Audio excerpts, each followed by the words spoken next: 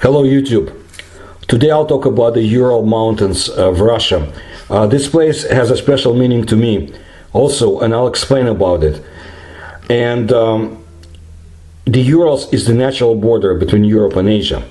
This land holds many secrets, which both scientists and amateur researchers have been trying to solve for several centuries.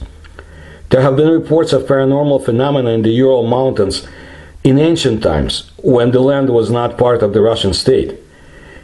This is a harsh and beautiful and strange land. You have heard about the Dyatlov Pass tragedy and other mysteries. You have seen my videos, or can do so, about the enigmatic vanished people, advanced people, and civilizations associated with the Ural Mountains.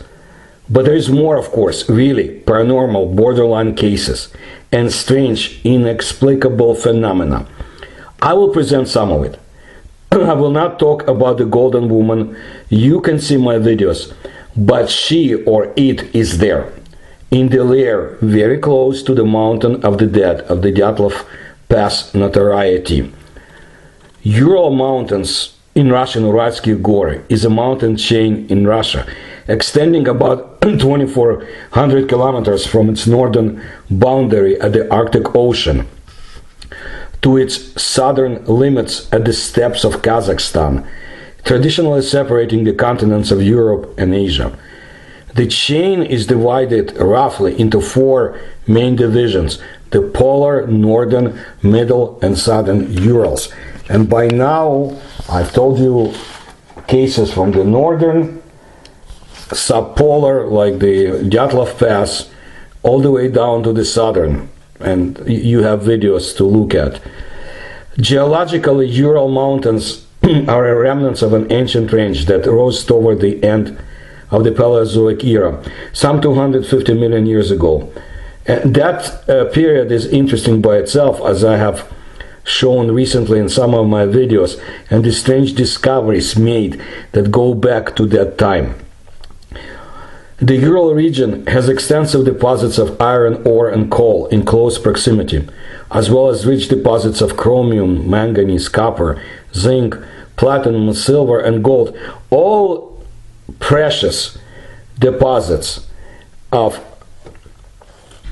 metals that can be very useful in nanotechnology and other advanced technological devices that are being created today or might have been created hundreds of thousands or more years ago. The diversity of flora and fauna is remarkable, varying from mountain pines to fir groves to rocks, mountain gorges, and deep canyons full of strange and mysterious caves, bare steppes, and primeval forests. Look, the Urals are not only famous for their mountains, but for the rivers and brooks which begin there. Unfortunately, ecology of the air has sustained heavy damage during the Soviet period, and there are very bad incidents that basically contaminated parts of the land. Most of the industrial areas are located in the middle and southern Urals. The area had experienced a tremendous industrialization in the former USSR during World War II, when many industries were moved to the Urals or established to develop armaments production centers far from the battlefields and military zone.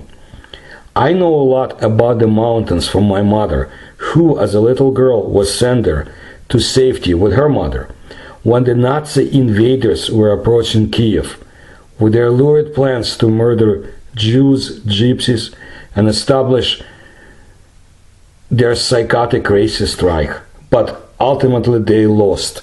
And I am proud that my grandfathers, who had served in the Soviet army, and other relatives who had served in the Soviet Navy, helped crush the Nazis and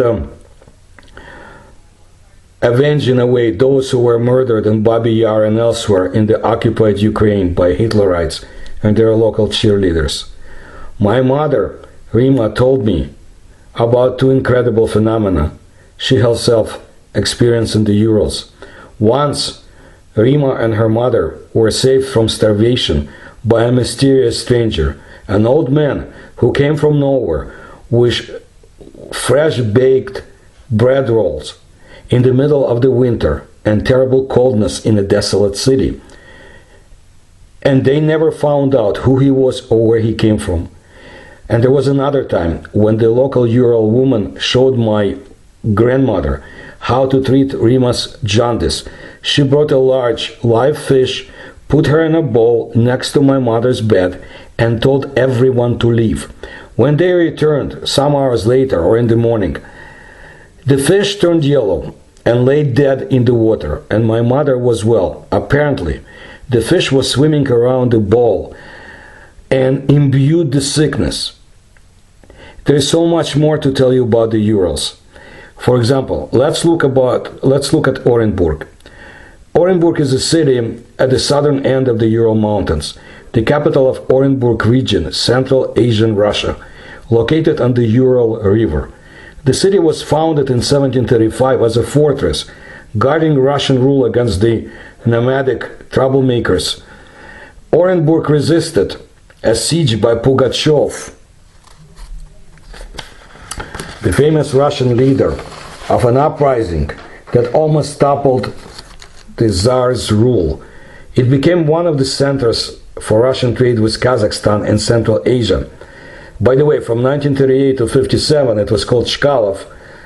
The Soviets like to rename cities from the old empire. Anyway, Orenburg has its share of anomalous phenomena.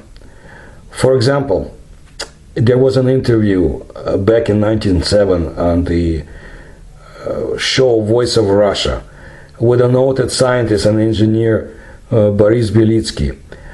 Among the declassified files of the Ministry of the Interior of the Soviet Union, defunct since 1991, there were several files of the Third Department of the old Imperial Ministry of the Interior, which later became Tsarist secret police, known as the Akhranka. So, one sighting reported in the Akhranka files had to do with the Orenburg area. On December 26, 1830, a certain extraordinary light effect was observed in the sky by the inhabitants, police and military in the city of Orenburg, Belitsky said, calling it a typical UFO sighting. Well, there were other anomalous UFO phenomena in the same city some years earlier.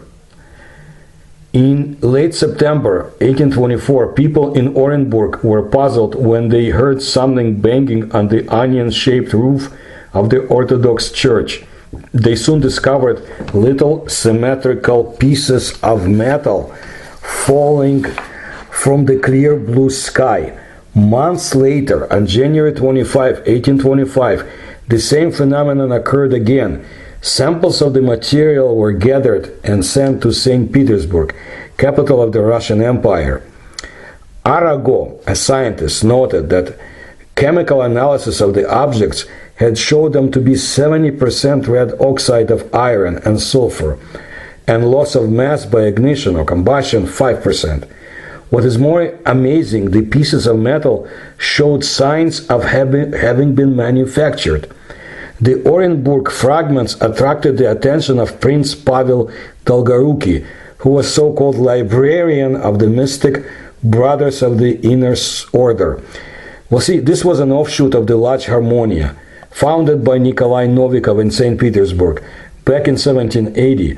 I told you, 18th century was a fascinating time in Russia, and I'll bring you more stories about it. But well, let's get back to this case. When Empress Catherine II suppressed the Masonic lodges of Russia in 1792 and jailed Novikov, Dolgoruki and two brothers, Trubetskoy, formed the Brothers of the Inner Order.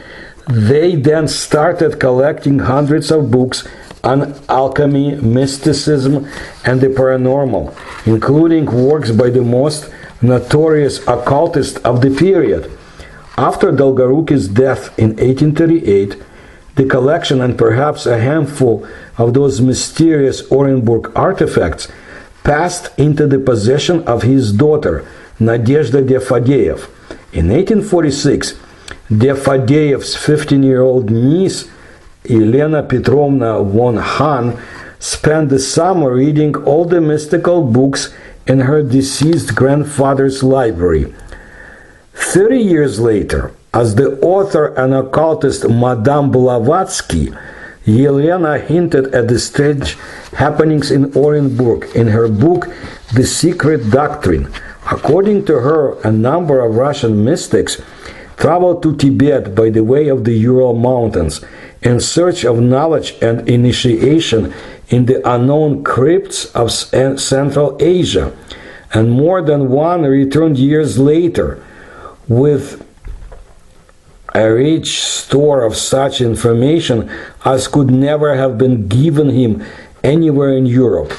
This trail led from St. Petersburg and Moscow straight through Orenburg. The Dolgoruki collection vanished sometime in the 1890s after Madame de Fadeyev's death. So there you have one of the mystery, or maybe more than one.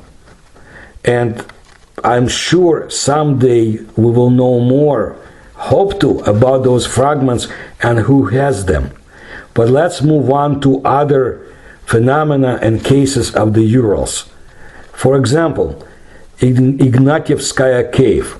For the first time, this cave was described by the correspondent of the Imperial Academy of Sciences Pyotr Rechkov in the book Topography of Orenburg in 1762, the same 18th century.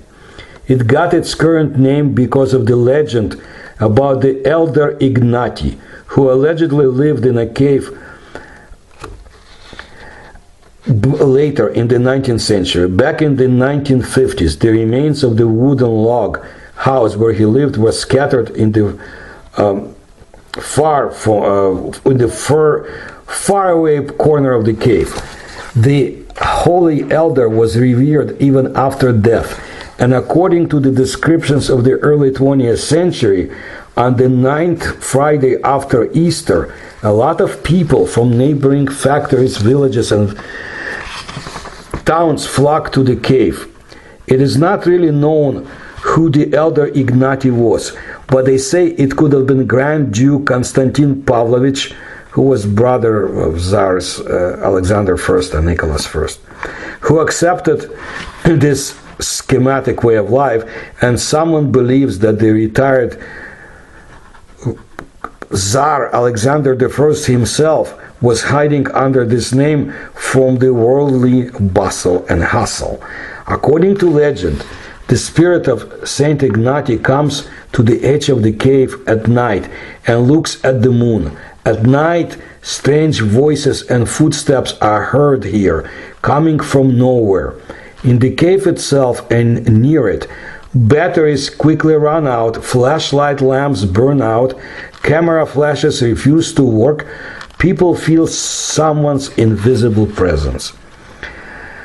Well, after the death of Elder Ignati in the late 19th, early 20th century, local residents staged processions to the cave.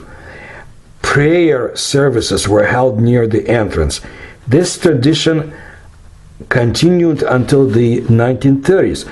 You see, those who imposed that totalitarian socialism and progressive collectivism on my country could not tolerate religion and unsanctioned popular actions. Think about it. Now, the Guide to the Urals of 1899 reported the following. In one of these caves, called Ignatievskaya, a man who is reputed by the people to be an ascetic is buried.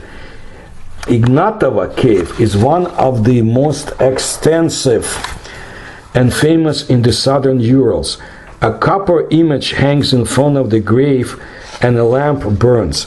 On the 9th Friday after Easter, a lot of people come from the neighboring factories and villages and flock to the cave. They say that companions still live in these caves, and even a hut with an underground rope ladder to the top has been cut down in one of them.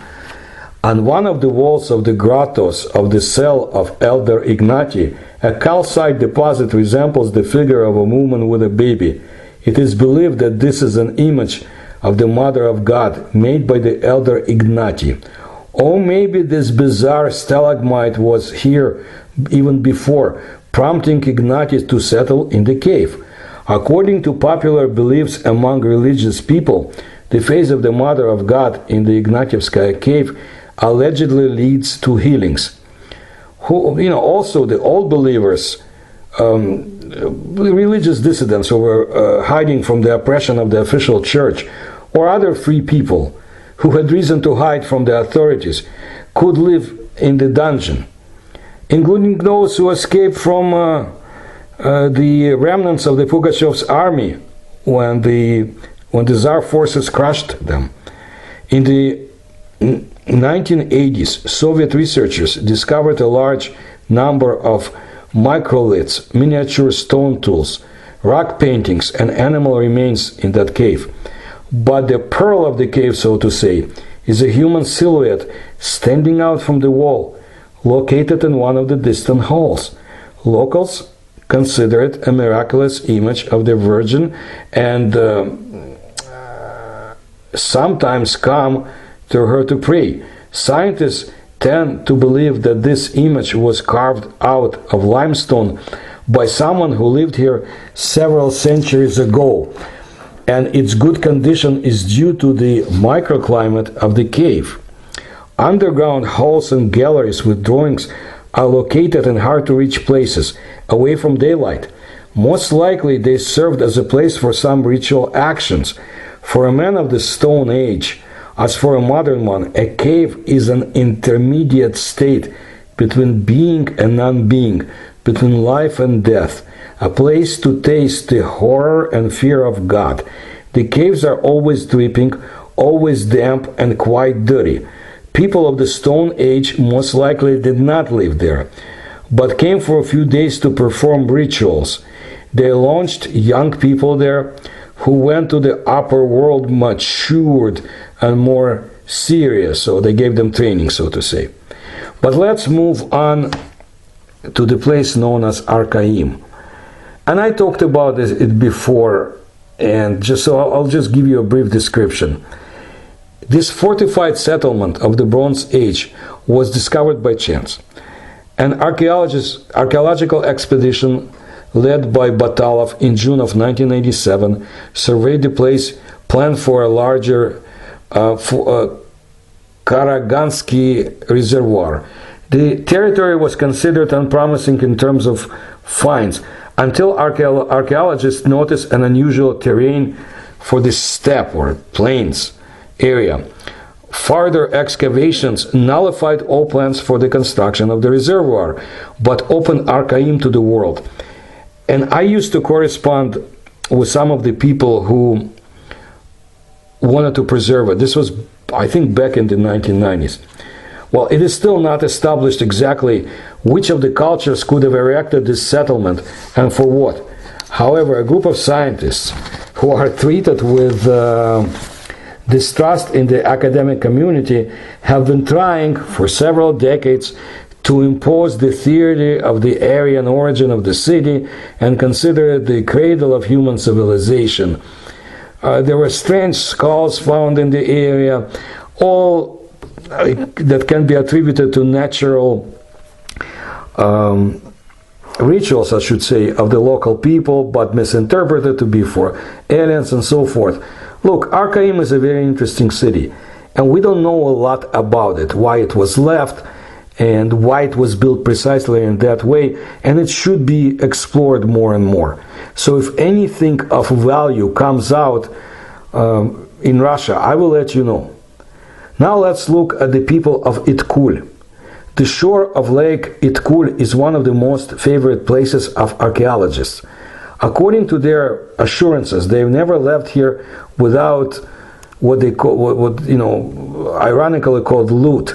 Traces of ancient settlements of previously unknown people, the Itkul people, were found in this area. Judging by the finds, they were excellent blacksmiths and metallurgists. It is believed that these people appeared here in the area about 3,000 years ago and disappeared without a trace 4 centuries later. The settlements of the Itkul people were the main place of trade between the northern and southern tribes of the Urals. Historians were prompted to this idea by a lot of objects made in imitation of the steppe nomads, as well as traces indicating the presence of a large number of horses in the tribe, which is a very unusual thing for forest settlements. Now on to mountain Azov. According to the generally accepted opinion, the name of the mountain comes from the Tatar word Azov, which means tooth or fang. It is believed that the ghost of the Azovka girl lives there, and that at various times many treasures were hidden in that area.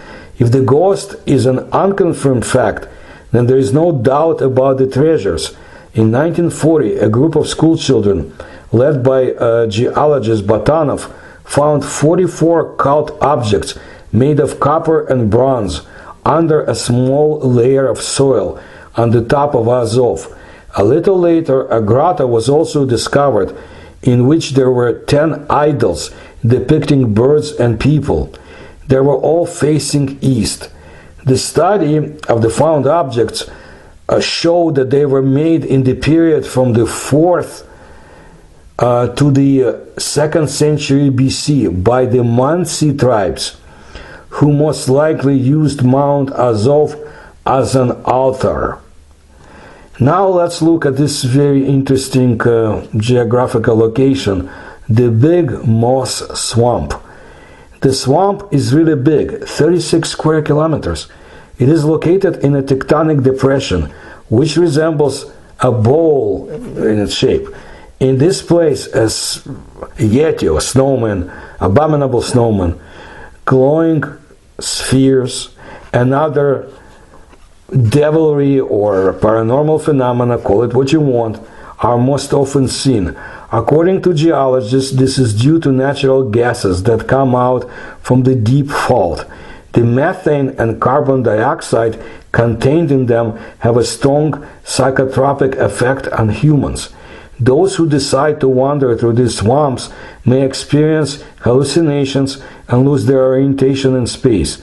Such walks are a rather risky activity.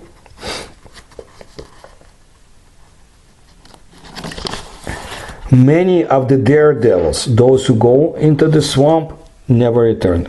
Most likely, having been poisoned by gases, they got lost and drowned in the swamp. But who knows? Now something very recent. Basically, we're speaking about autumn of 2021, mysteries of the Ural cave bears. Ural scientists have found an untouched cemetery of cave bears. The age of the finds is 1.5 million years, and there are also remains of cave hyenas among the finds. This has been a very busy field season for Ural paleontologists in 2021. They managed to discover a cemetery of cave bears. Scientists have worked in the Urals, in Siberia and Crimea. In the Tavrida cave, for example, researchers found the skull of a hyena and the bones of an Etruscan bear. The age of these finds is about 1.8 million years. The Etruscan bear is the ancestor of all brown and cave bears. 2 million years ago, cave bears were pure vegetarians. A brown bear can also eat fish and berries and mushrooms, according to Russian scientists. In the early summer, paleontologists of the Ural branch of the Russian Academy of Sciences conducted excavations in the cave in the Asha-Chelyabinsk region area and in the Nukat cave in Bashkortostan, not far away from the Urals. Both there and researchers found large deposits with bones of cave bears. But the most unique for paleontologists was the untouched Prokoshev cave. That's in the Perm region. Perm region is known for its paranormal phenomena, which of course has nothing to do with bears. But we're speaking about Ural Mountains. You know, anywhere you go, you find something interesting. So, it was in that cave that the scientists discovered the cemetery of cave bears. In total, the researchers found 15 skulls of a large cave bear in it. Scientists brought the first 13 finds after the first expedition, and the remaining 2 skulls after the second. This cave basically is an untouched graveyard, a cemetery of cave bears. Scientists have recorded how the bone remains lay, where the skulls were. This will give interesting scientific results. They make microphotography of teeth, which can be used to tell about the features of the diet of these interesting and rare bears. In the future, scientists will conduct a detailed study of all the findings. With the help of tomography, radiocarbon analysis, and other methods, paleontologists will find out what the bears ate, how they lived with their relatives. But why did the ancient bears come to that cave to die? I think this is very interesting to find out. Look, Ural Mountains has many secrets and mysteries. We will look at more of them in the future, because there is so much to describe. If you like my research, please support me through the links that you can find in the description to this channel, and I'll bring you more videos soon. Please subscribe to my channel and tell others about it. Thank you for your attention.